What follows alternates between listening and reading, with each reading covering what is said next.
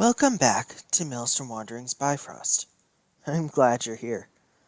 Before we start really diving into all the mythical characters and adventures between Kaldheim and Norse mythology, it'll probably help if we set the stage a little. We covered Yggdrasil and the World Tree a bit ago, but now I think I'll introduce you to all the different realms that make up these worlds. We'll cover a few of each today and a few in the next video, and just take some time to see the sights.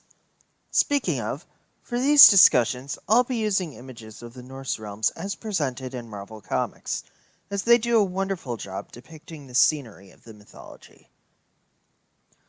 On Kaldheim, the realm of humans is known as Bredagard, a forested and grassy landscape home to 5 warrior clans, and bound by a loose code of honorable conduct that most, at least, try to adhere to.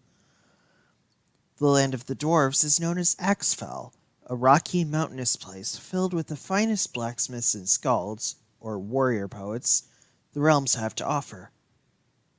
Karfell is an icy, barren place, the remains of a once grand kingdom, now populated only by Draugr zombies. Starnheim, at the apex of the World Tree, is where the Valkyries shepherd the glorious dead, to dwell with them in a grand hall of eternal feasting. Those who don't make the cut, however, are sent to Istfell, a cold expanse at the base of the tree, where they drift aimlessly as spirits. Ironically, the God's Hall also wound up in Istfell, but that's a story for another day.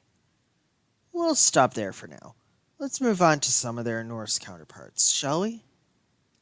You may already be familiar with the names of a few Norse realms. Asgard, for example, realm of the Aesir, home of the gods. Valhalla, the hall of Odin's Valkyries and the honored dead, was tucked away in Asgard as well. Midgard, on the other hand, was the world of humans, ostensibly the same world the Scandinavians telling these stories lived in.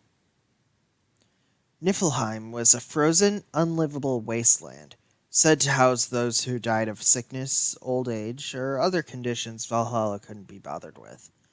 And dwarves were said to dwell in the mountains and forges of Nidavellir. Usually.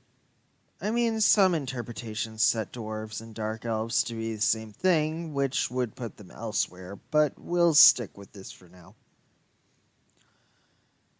Now, some of these parallels are easy enough to draw. Kaldheim's Bredagard equates to the Norse world's Midgard, and Axgard is a pretty straightforward Nidavellir. However, I'd say these are the only easy one-for-one exchanges we can make. Niflheim, for example, seems to be split between Karfell and Istfell as the frozen lands of the dead. But Istfell is also Asgard, as that's where the God's Hall is physically located. And Starnheim, while clearly evoking Valhalla, is hardly a part of that.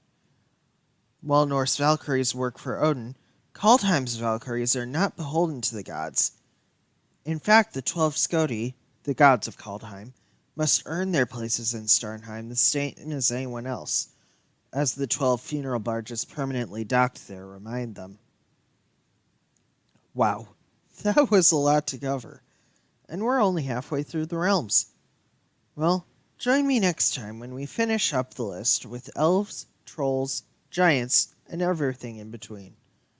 Thanks again for joining me, and until next time, don't forget to dream big, embrace variance, and imagine the possibilities.